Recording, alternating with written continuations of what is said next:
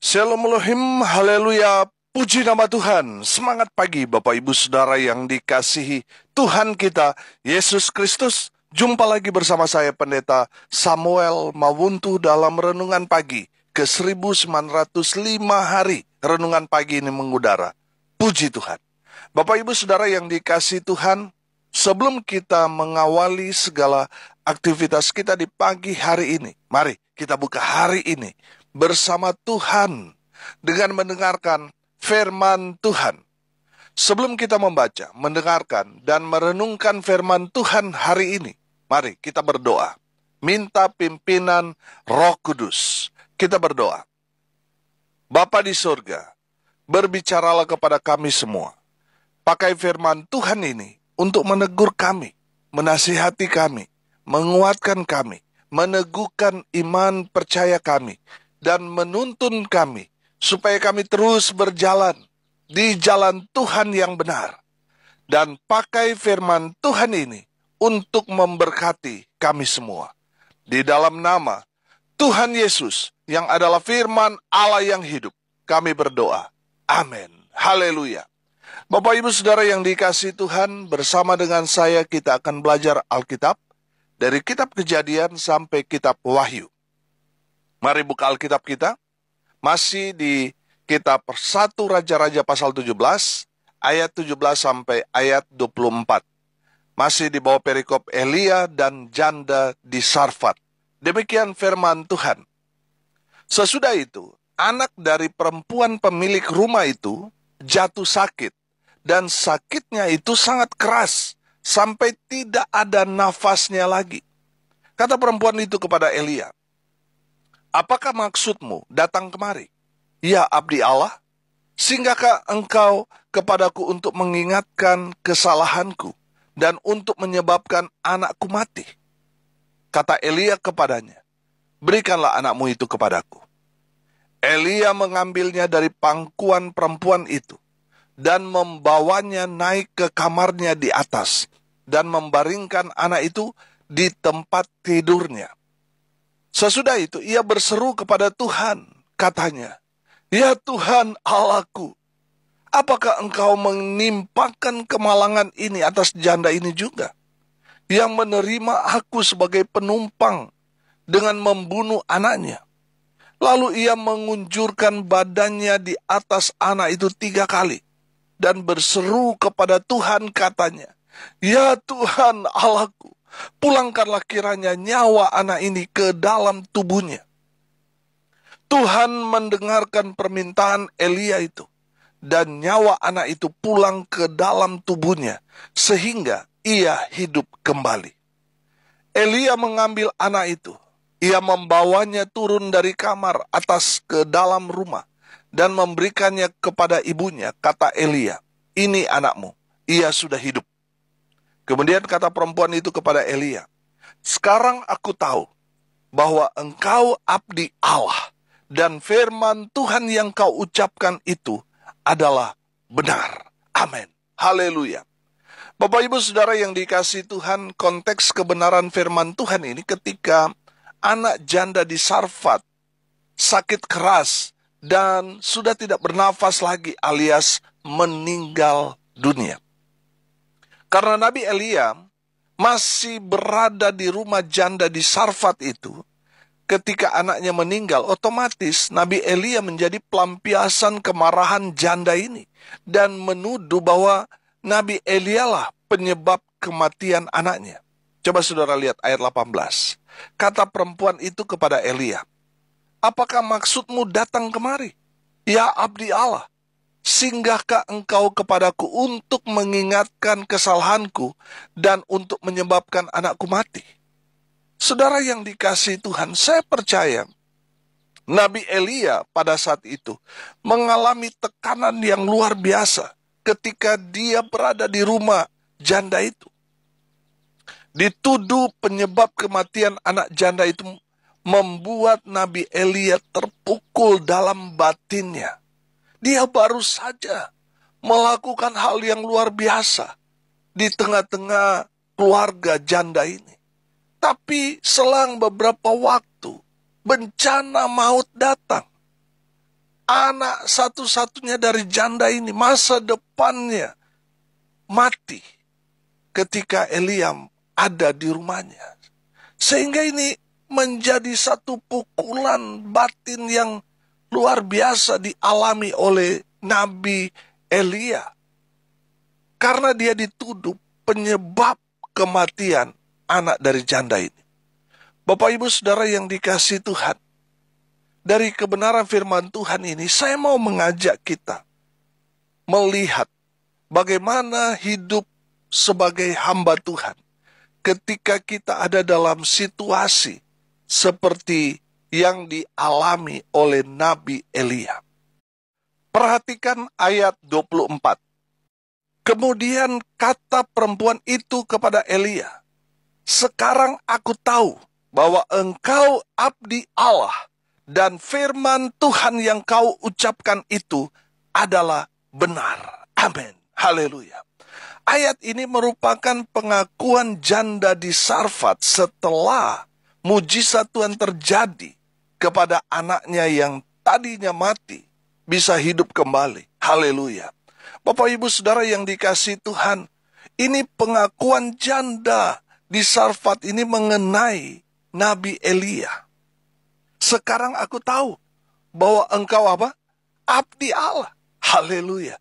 Bapak Ibu Saudara yang dikasihi Tuhan, dari pengakuan janda ini, kita belajar bagaimana menjadi hamba Tuhan atau abdi Allah yang sejati. Yang pertama, apa yang dikatakan Nabi Elia itu terjadi. Masih di ayat 16, saudara perhatikan. Di ayat 16, kita melihat di sana firman Tuhan berkata, tepung dalam tempayan itu tidak habis, dan minyak dalam buli-buli itu tidak berkurang. Seperti firman Tuhan yang diucapkannya dengan perantaraan Elia. Haleluya. Saudara perhatikan di sana bahwa apa yang dikatakan Nabi Elia itu benar-benar terjadi. Minyak dalam buli-buli, tepung dalam tempayan tidak habis di masa-masa sulit. Di sanalah janda Sarfat ini diteguhkan bahwa apa yang dikatakan Nabi Elia benar-benar terjadi. Amin. Sehingga meneguhkan janda di Sarfat ini bahwa benar Nabi Elia adalah abdi Allah. Haleluya. Saudara yang dikasihi Tuhan, kita sebagai hamba Tuhan, apa yang kita sudah katakan itu ada kuasanya. Amin. Saudara, apalagi dalam kehidupan sehari-hari, seorang hamba Tuhan, apa yang sudah dia ucapkan itu juga yang dia kerjakan. Amin.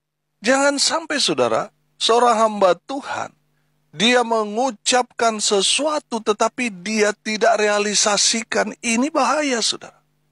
Bicara tentang hamba Tuhan, yang dipegang adalah kata-katanya. Amin. Saudara yang dikasihi Tuhan, apa yang saudara sudah ucapkan, katakan, itu harus saudara lakukan, kerjakan, realisasikan. Saudara perhatikan, janda ini menilai Nabi Elia ini benar-benar abdi Allah. Karena apa? Karena apa yang dia katakan itu terjadi. Amin. Saudara yang dikasihi Tuhan, apa yang kita katakan selaku kita hamba Tuhan itu mengandung kuasa Tuhan yang luar biasa. Seorang hamba Tuhan itu kan, kalau saya pelajari, yang pertama yang dia ucapkan dari mulutnya adalah firman Tuhan. Dan yang kedua, yang dia ucapkan, kalau tidak firman Tuhan, nubuatan. Amin. Kita sebagai hamba Tuhan itu kan yang harus kita sampaikan firman. Firman itu kan dasar iman. Amin. Nah, saudara, saya pernah menubuatkan ada beberapa orang yang bergumul dengan kehidupan rumah tangganya. Karena sudah beberapa tahun belum punya anak. Dan saya menubuatkan tahun depan kamu punya anak. Dan itu terjadi, saudara. Mereka yang yang memegang perkataan saya, mereka mengimani, dan itu terjadi. Saya menyaksikan luar biasa. Amin. Karena perkataan kita hamba Tuhan itu ada kuasanya. Saudara yang dikasih Tuhan sebagai hamba Tuhan, yang dipegang itu adalah kata-kata saudara. Jangan sampai saudara sudah berjanji, tapi saudara nggak tepati, saudara. Orang bisa mengatakan saudara ini palsu, saudara. Mereka yang asli adalah mereka yang menepati apa yang dikatakan.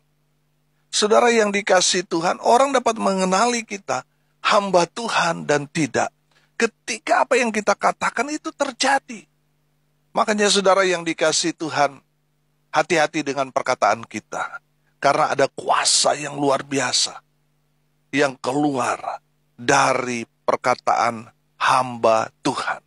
Jangan berkata hal-hal yang mengenai kutuk, tapi kata-kata berkat.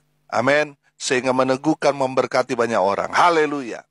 Yang kedua, saudara, dari pengakuan janda ini kita belajar bagaimana menjadi hamba Tuhan, menjadi abdi Allah yang sejati. Yang kedua, Nabi Elia memberi solusi dengan membawa masalah janda ini dengan cara datang kepada Tuhan. Saudara lihat, di ayat 20 sampai ayat 23 di sana berkata begini, sesudah ia berseru kepada Tuhan, katanya, ya Tuhan Allahku, apakah engkau menimpakan kemalangan ini atas janda ini juga, yang menerima aku sebagai penumpang dengan membunuh anaknya? Lalu ia mengunjurkan badannya di atas anak itu 3 kali, dan berseru kepada Tuhan, katanya, ya Tuhan Allahku, pulangkanlah kiranya nyawa anak ini ke dalam tubuhnya. Tuhan mendengarkan permintaan Elia itu, dan nyawa anak itu pulang ke dalam tubuhnya, sehingga ia hidup kembali. Elia mengambil anak itu, ia membawanya turun dari kamar atas ke dalam rumah, dan memberikannya kepada ibunya. Kata Elia, ini anakmu, ia sudah hidup. Amin. Saudara yang dikasihi Tuhan, yang kedua ini, saya melihat bahwa sebagai hamba Tuhan, kita harusnya memberi solusi dalam setiap masalah. Amin. Dengan cara apa? Datang kepada Tuhan. Saudara lihat Nabi Elia, dia tidak menghindar, dia tidak lari ketika ibunya ini mempertanyakan kepada Elia. Anaknya sudah mati. Saudara, Elia tidak lari menghindar atau pergi dari masalah itu, tidak. Dia mengambil anak itu. Artinya Nabi Elia tidak lari dari masalah. Dia justru mengambil masalah itu dari janda ini dan membawanya kepada Tuhan Allah pencipta langit dan bumi. Nabi Elia berseru, berdoa, dan berserah kepada Tuhan. Amin. Saudara, saya melihat di sini. Nabi Elia berseru, artinya dia berdoa kepada Tuhan. Lalu apa? Dia berserah. Di saat dia berserah kepada Tuhan, saudara lihat, kuasa Tuhan bekerja dengan luar biasa. Artinya apa, saudara? Ketika kita berserah, kita betul-betul menyerahkan sepenuhnya pergumulan, persoalan kita kepada Tuhan. Sehingga Tuhan yang mengambil alih semua persoalan pergumulan yang kita sedang hadapi. Haleluya. Bapak Ibu Saudara yang dikasihi Tuhan, dari kebenaran firman Tuhan ini kita belajar. Kalau kita ada masalah, ada persoalan, saudara, betul kita berseru berdoa. Tapi jangan lupa, kita harus berserah kepada Tuhan. Nah, seringkali terjadi ketika kita berdoa, waktu kita ada dalam pergumulan hidup, kita betul berdoa, kita betul berseru, tetapi kita mulai dalam pikiran kita, ingat kepada siapa saudara akan datang minta tolong. Artinya saudara masih mengandalkan kekuatan sendiri, masih mengandalkan manusia. Tapi firman Tuhan ini mengajarkan kepada kita bagaimana Nabi Elia berdoa, berserah kepada Tuhan. Arti berserah di sini betul-betul tidak ada lagi yang dia andalkan selain Tuhan. Amin. Saudara yang dikasihi Tuhan, ketika saudara datang berseru berdoa kepada Tuhan, jangan lupa berserah penuh kepada Tuhan. Amin. Tadi saya katakan berserah ini kan arti kata kita sudah nggak ada lagi yang kita andalkan selain daripada Tuhan. Amin. Jadi di saat kita berserah penuh kepada Tuhan, kita sedang mengandalkan Tuhan dalam pergumulan kita. Dan kita meminta Tuhan turun tangan.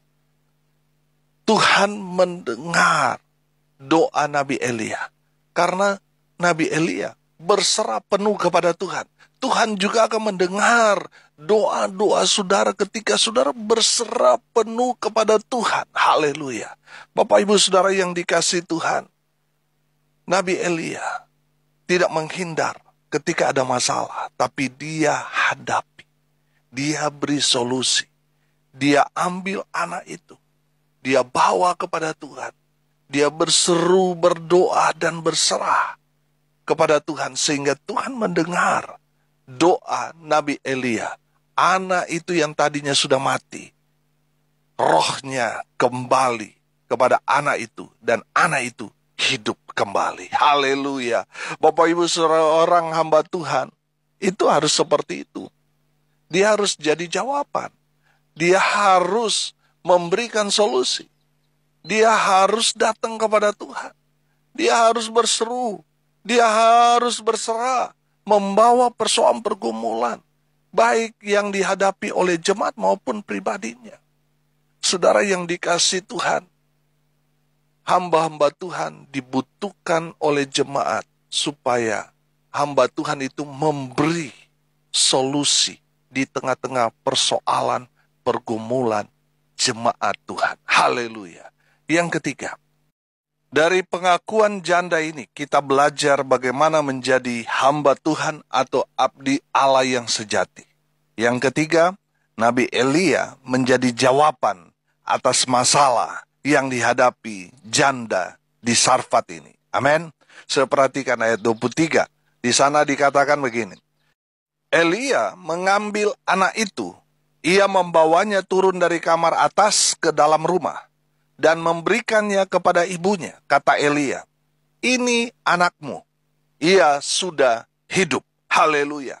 Bapak Ibu Saudara yang dikasihi Tuhan, saya melihat di sini bahwa Nabi Elia menjadi jawaban atas masalah yang dihadapi oleh janda di Sarfat ini. Masalah yang pertama sudah mereka lalui, bagaimana Nabi Elia menjadi jawaban atas segala kesulitan yang mereka alami. Dan masalah yang kedua lebih serius lagi. Anak satu-satunya dari janda di Sarfat ini mati. Saudara lihat, Nabi Elia dalam masalah yang berat itu, dia menjadi jawaban atas persoalan pergumulan yang sedang dialami oleh janda di Sarfat itu. Amin. Saudara dan saya sebagai orang percaya, kita harus menjadi jawaban di tengah-tengah dunia ini yang penuh dengan pertanyaan. Saudara dan saya hadir di tengah-tengah dunia ini untuk menjadi jawaban buat orang-orang yang ada di sekitar kita. Amin. Haleluya. Saudara yang dikasihi Tuhan, saudara dan saya harus menjadi jawaban dimanapun kita berada. Sama seperti Nabi Elia. Dia jadi jawaban dimanapun dia berada. Dan saya berdoa supaya saudara dan saya menjadi jawaban bagi orang-orang yang ada di sekitar kita, bagi jemaat yang saudara dan saya layani, yang Tuhan percayakan kepada kita. Haleluya. Mari kita menjadi jawaban atas setiap masalah yang dihadapi oleh jemaat, menjadi jawaban di tengah-tengah komunitas kita, menjadi jawaban di tengah keluarga kita, menjadi jawaban atas dunia ini. Haleluya. Hari ini kita belajar. Saudara, dari janda ini kita belajar bagaimana menjadi hamba Tuhan atau abdi Allah yang sejati seperti Nabi Elia. Yang pertama kita belajar, apa yang dikatakan Nabi Elia itu terjadi. Jadi kita semua hamba Tuhan itu punya kuasa. Ketika kita berkata-kata, ada kuasa Tuhan bekerja. Amin. Jadi, apa yang kita katakan itu akan terjadi, saudara. Yang kedua, Nabi Elia memberi solusi dengan membawa masalah yang dialami janda ini, dia bawa kepada Tuhan. Nabi Elia membawa masalah dari janda ini kepada Tuhan. Dengan apa? Berseru, berdoa, berserah. Yang ketiga, Nabi Elia menjadi jawaban atas masalah yang dihadapi janda di Sarfat ini. Demikian juga saudara dan saya harus menjadi jawaban di tengah-tengah dunia ini. Amin. Mari kita berdoa. Bapa di surga, terima kasih atas kebenaran firman Tuhan yang menguatkan, menegur, menasihati, dan memberkati kami. Berkati semua pendengar dimanapun mereka berada. Tuhan memberkati kehidupan mereka. Tuhan memberkati rumah tangga mereka. Usaha pekerjaan pelayanan mereka. Tuhan Yesus berkati. Tuhan buat mereka beruntung dan berhasil dalam segala hal. Mereka yang sakit Tuhan sembuhkan. Mereka yang lemah Tuhan kuatkan. Tuhan hibur mereka yang berduka cita. Tuhan memberikan kekuatan kepada keluarga yang ditinggalkan. Hamba berdoa di dalam nama Tuhan Yesus. Berkati mereka yang hari ini berulang tahun. Tuhan Yesus memberkati dengan umur panjang, kesehatan, kekuatan dari Tuhan melimpah dalam hidup mereka. Hamba berdoa, biarlah berkat Tuhan dari surga turun memenuhi semua pendengar. Bapak, Ibu, Saudara yang dikasihi Tuhan, arahkanlah hatimu dan terimalah berkat dari Tuhan Yesus. Tuhan memberkati engkau dan melindungi engkau. Tuhan menyinari engkau dengan wajah-Nya dan memberi engkau kasih karunia. Tuhan menghadapkan wajah-Nya kepadamu dan memberi engkau damai sejahtera. Di dalam nama Tuhan Yesus, sumber segala berkat. Bapak, Ibu, Saudara yang percaya, diberkati Tuhan, katakan amin. Puji Tuhan. Bapak, Ibu, Saudara yang dikasihi Tuhan, kalau saudara merasa diberkati melalui renungan pagi ini, bagikan juga kepada saudara-saudara yang lain, agar mereka juga diberkati. Karena untuk itulah kita dipanggil untuk jadi berkat. Salam kasih dari Bali, saya Pendeta Samuel Mawuntu. Sampai jumpa besok pagi. Tuhan Yesus memberkati kita semua. Haleluya.